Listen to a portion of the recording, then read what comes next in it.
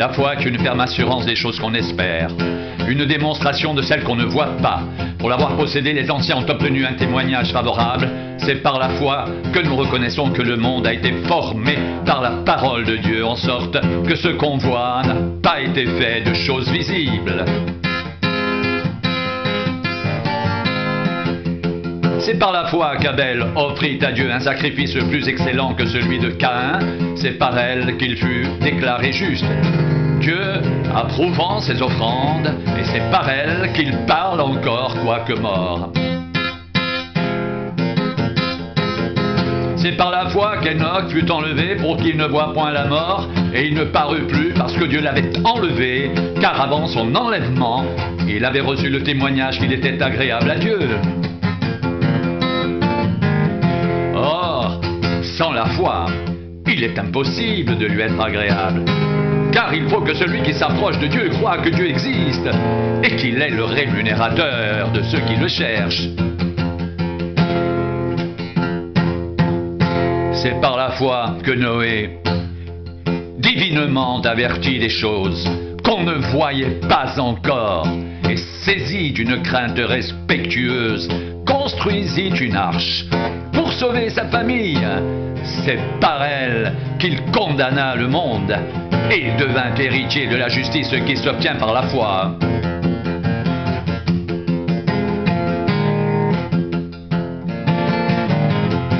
C'est par la foi qu'Abraham, lors de sa vocation, obéit et partit pour un lieu qu'il devait recevoir en héritage, et qu'il partit sans savoir où il allait.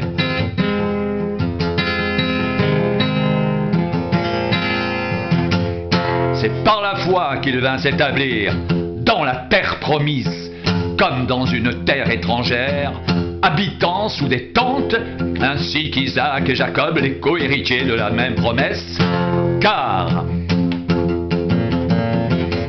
il attendait la cité qui a de solides fondements, celle dont Dieu est l'architecte et le constructeur.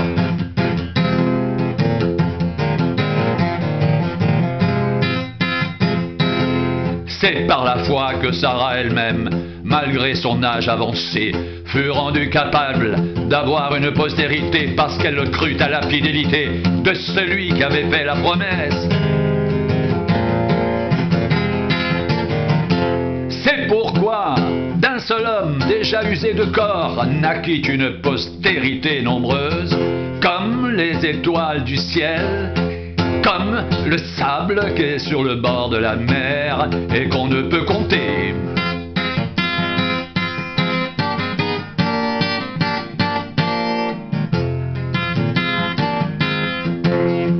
C'est dans la foi qu'ils sont tous morts sans avoir obtenu les choses promises. Mais ils les ont vus et salués de loin, reconnaissant qu'ils étaient étrangers et voyageurs sur la terre.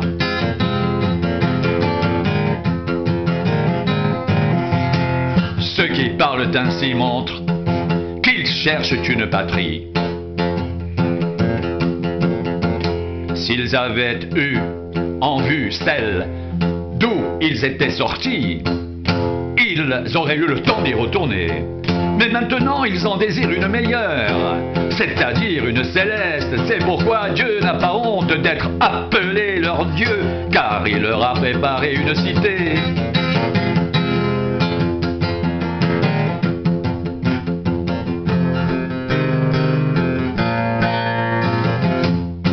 C'est par la foi qu'Abraham offrit Isaac lorsqu'il fut mis à l'épreuve, et qu'il offrit son fils unique, lui qui avait reçu les promesses, et à qui il avait été dit: en Isaac, tu auras une postérité appelée de ton nom. Il pensait que Dieu est puissant, même pour ressusciter les morts aussi. Il retrouva son fils, ce qui est une préfiguration.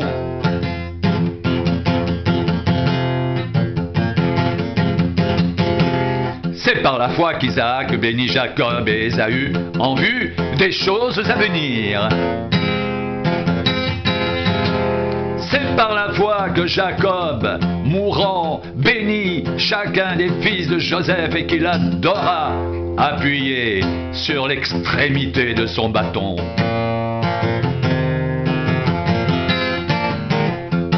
C'est par la foi que Joseph, mourant, fit mention de la sortie des fils d'Israël et qu'il donna des ordres au sujet de ses os.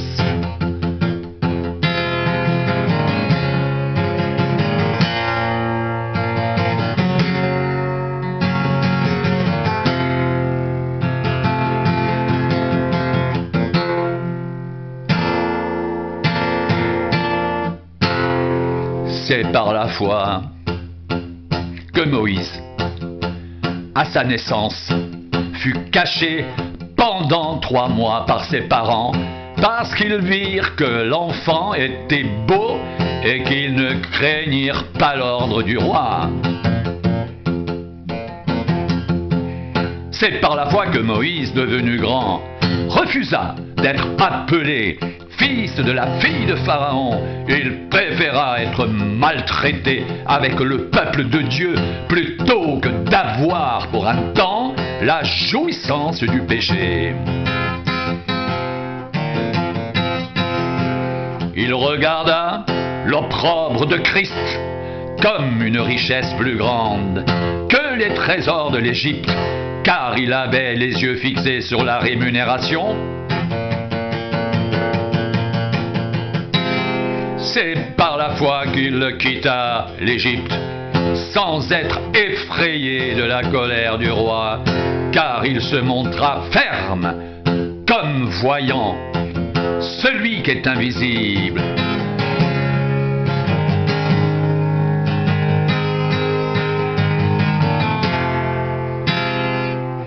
C'est par la foi qu'il immola la Pâque et fit l'aspersion du sang, afin que l'exterminateur ne touche pas au premier-né des Israélites.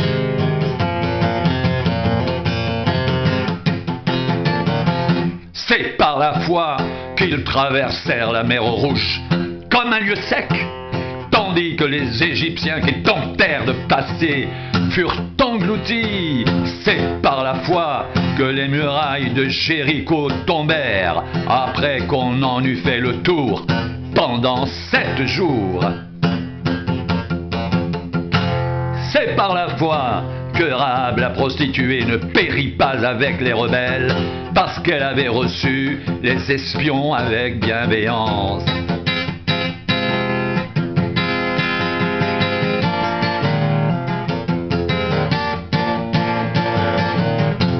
Et que dirais-je encore, car le temps me manquerait, pour parler de Gédéon, de Barak, de Samson, de Jephthé, de David, de Samuel et des prophètes qui, par la foi, vainquirent des royaumes, exercèrent la justice, obtinrent des promesses, fermèrent la gueule des lions, éteignirent la puissance du feu, échappèrent aux tranchants de l'épée, guérirent de leurs maladies, furent vaillants à la guerre, mirent en fuite des armées étrangères, des femmes recouvrèrent leur mort par la résurrection.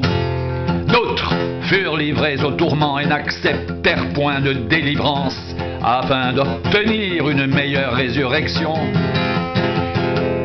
D'autres subirent les moqueries et le fouet, les chaînes et la prison. Ils furent lapidés, sciés, torturés. Ils moururent tués par l'épée. Ils allèrent çà et là, vêtus de peau de brebis et de peau de chèvre, dénués de tout, persécutés, maltraités, eux dont le monde n'était pas digne.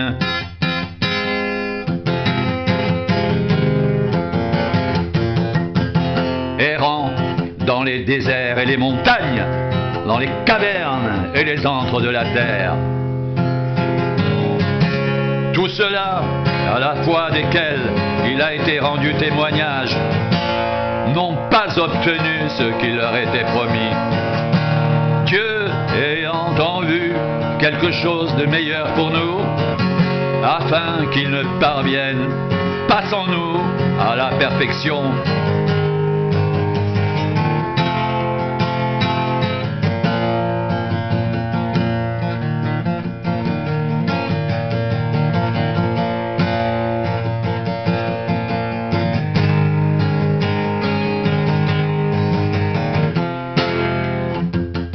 Nous donc aussi, puisque nous sommes environnés d'une si grande nuée de témoins, rejetons tout fardeau et le péché qui nous enveloppe si facilement, et courons avec persévérance dans la carrière qui nous est ouverte, ayant les regards sur Jésus qui suscite la foi et l'amène à la perfection.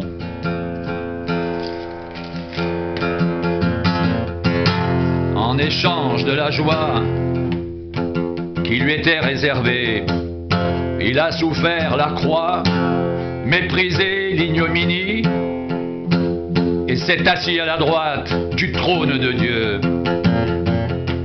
Considérez en effet celui qui a supporté contre sa personne une telle opposition de la part des pécheurs, afin que vous ne vous lassiez point l'âme découragée.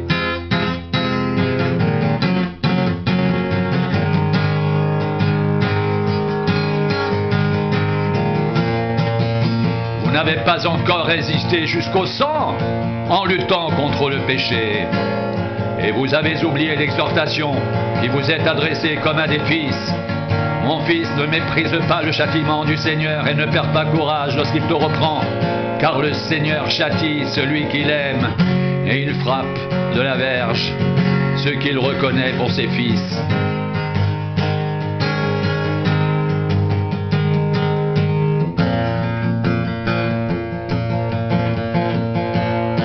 Fortifiez donc vos mains languissantes et vos genoux affaiblis.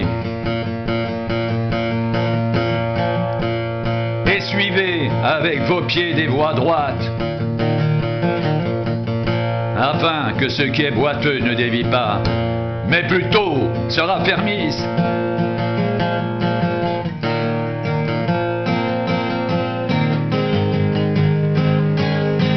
Recherchez la paix avec tous et la sanctification, sans laquelle personne ne verra le Seigneur.